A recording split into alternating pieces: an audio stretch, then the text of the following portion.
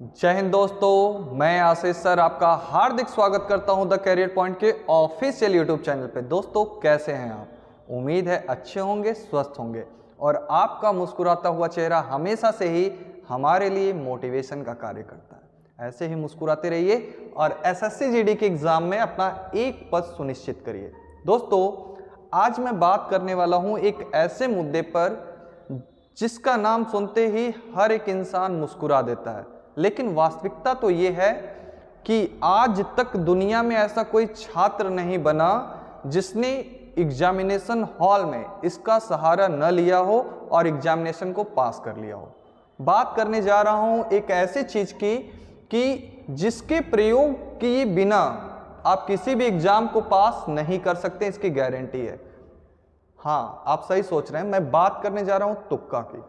कहने का मतलब है एसएससी जीडी के एग्जाम में जबकि आयोग ने अंतिम समय में 1/4 से निगेटिव मार्किंग को हटा करके 1/8 कर दिया है, तो अब जो प्रश्न न आए तो उसको क्या सर छोड़ देना चाहिए कि उसको करना चाहिए?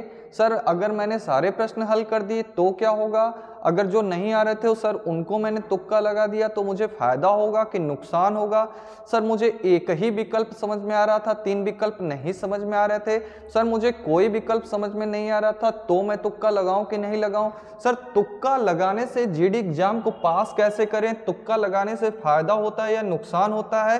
तुक्का लगाने की वैज्ञानिक विधि क्या है, वैज्ञानिक तरीका क्या है? जबकि एसएससी जीडी के एग्जाम में कुल 100 प्रश्न है और 60 मिनट का समय है और एक प्रश्न के लिए आयोग ने आपको 1 सेकंड से भी कम, मतलब 1 मिनट से भी कम एक प्रश्न को हल करने के लिए, मतलब कि 0.75 मिनट, मतलब कि लगभग 45 सेकंड का समय दिया है एक प्रश्न को हल करने के लिए।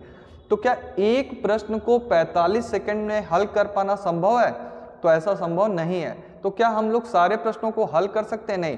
तो अति संभावित जो लगे तो सर मैं उसको कैसे करूं? तो आइए मैं 1 बाय 1 करके आपको समझाता हूं कि जब प्रश्न ना आए तो आप तुक्का कैसे लगाएं कि आपका तुक्का एकदम सटीक बैठे। आइए समझ लेते हैं, एकदम ध्यान पूर्वक देखिएगा, 1 बाय 1 करके देखिएगा।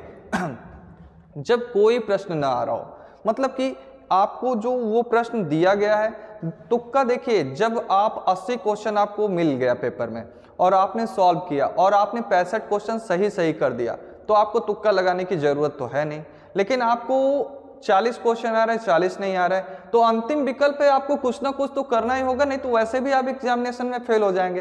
तो कैसे वो शार्प तरीका है कि जिसका प्रयोग करके आप एग्जामिनेशन को पास कर सकते हैं और अपना 12, 15, 20, 30 नंबर बढ़ा सकते हैं। आइए 1 बाय 1 करके बताता हूं। जैसे कि मैंने 32 क्वेश्चन पे एनालिसिस किया। देखिए मैंने लिया 32 प्रश्न, मतलब कि मुझे एग्जामिनेशन में 32 प्रश्न नहीं आ रहे थे और मैं 32 प्रश्न छोड़ने वाला था।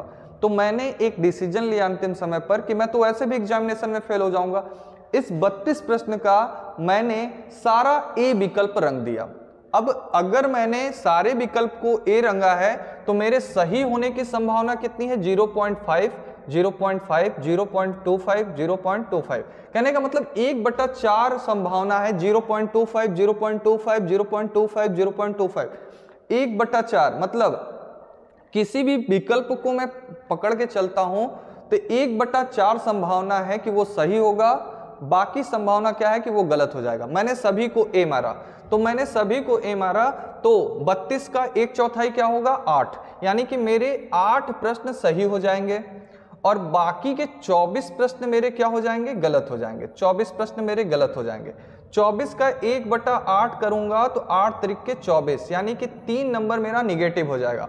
8 का फायदा होगा, 3 का निगेटिव होगा, तो मुझे कुल कितना मिल जाएगा? प्लस होकर के 5। मैंने अगर 32 प्रश्नों को पूरा ए भर दिया था तो मेरे बने कितने? 8 पॉजिटिव में गए, 3 निगेटिव में गए, मतलब मेरा 5 नंबर बढ़ गया, जबकि मुझे कोई विकल्प नहीं आ रहा था। आगे देखिए, जब 24 प्रश्नों पर लेकर के मैंने हल किया तो मुझे एक विकल्प पता था कि सर ये चौथा वाला नहीं होगा, उत्तर इन 3 में छिप करके बैठा हुआ है। तो सर मैंने सभी को ए मार दिया। तो 24 में अगर मैंने देखा तो सर ये देखिए ध्यान से कि आपका 8 प्रश्न, 8 त्रिक के 24 सही हो गया और नीचे के ये 16 प्रश्न गलत हो गए। इसमें मैंने 8 से भाग दिया तो 8 दूना के 16, मतलब आपको 8 पॉजिटिव मिला और 2 निगेटिव हो गया। आपको फायदा कितने का हुआ? 6 नंबर का।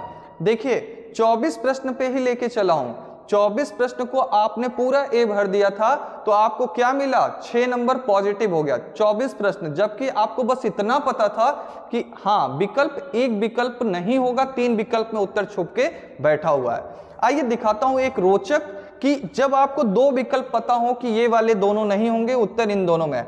मैंने अगर 32 प्रश्न ले लिए हैं तो आपके 16 प्रश्न सही हो जाएंगे और 16 प्रश्न क्या हो जाएंगे? गलत हो जाएंगे।